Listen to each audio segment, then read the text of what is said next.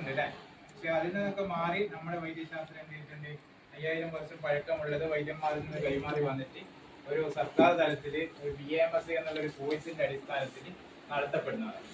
അപ്പോൾ ഇപ്പോഴും നമ്മുടെ നാട്ടിലൊക്കെ ചൊട്ടുവിദ്യകളും മാന്ത്രിക വിദ്യകളും ഊതിത്തെറിപ്പിക്കുന്നതും മുതിർപ്പിൽ കൊത്തുന്നതും ഒക്കെ ആയിട്ടുള്ള ചികിത്സാ രീതികളൊക്കെ ഇപ്പോഴും കണ്ടുവരുന്നു. പക്ഷേ നമ്മുടെ അഷ്ടവൈദ്യന്മാർ എന്ന് പറയുന്ന വൈദ്യ സമൂഹത്തെ എന്ത് ചെയ്തിട്ടുണ്ട്, ഇപ്പം കോട്ടക്കൽ ആര്യവൈദ്യശാല, അതുപോലെ തന്നെ ഒല്ലൂര് തൈക്കാട്ട് മൂസിന്റെ വൈദ്യശാല, അങ്ങനെ തുടങ്ങിയിട്ടുള്ള അഷ്ടവൈദ്യന്മാരെല്ലാം കേരളത്തിൽ അവരെയൊക്കെ എന്താണ് പഴയ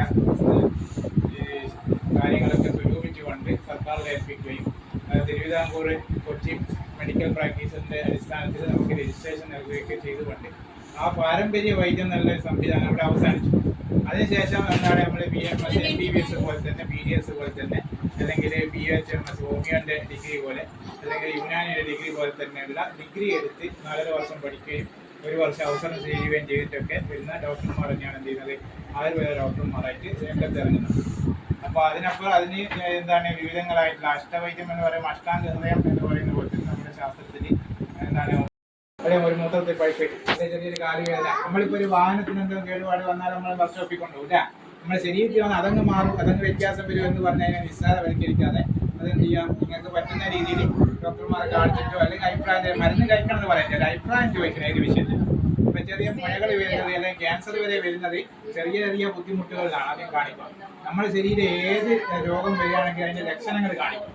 ആ ലക്ഷണങ്ങളെ നിസ്സാരമാക്കാതെ എന്ത് ചെയ്യാം, ഈ പറഞ്ഞ ഡോക്ടർമാരുടെ അഭിപ്രായം ചോദിച്ചിട്ട് അതിനകത്ത് നിങ്ങളെ പേടിപ്പിക്കുന്ന ഡോക്ടറാണെങ്കിൽ ആളെ മാറ്റിക്കല്ലേ വേറെ ആളെ എത്തി പോവാം.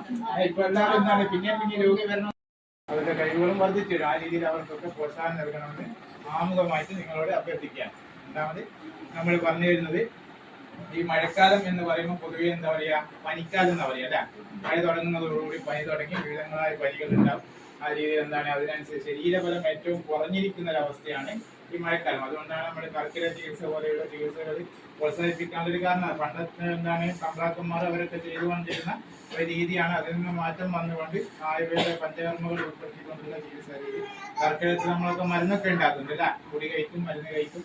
അതൊക്കെ നമ്മുടെ ദഹന വ്യവസ്ഥയ്ക്ക് അനുസരിച്ച് വേണം. എല്ലാവർക്കും ഒരേ മരുന്ന്, ഒരു നാട്ടിൽ എല്ലാവരും ഒരേ പൊടി കഴിച്ചാൽ എന്താവില്ല, നമ്മുടെ ശരീര പ്രകൃതി വ്യത്യസ്തമാണ്. ഒരാളുടെ ശരീരമല്ല മറ്റൊരാളുടെ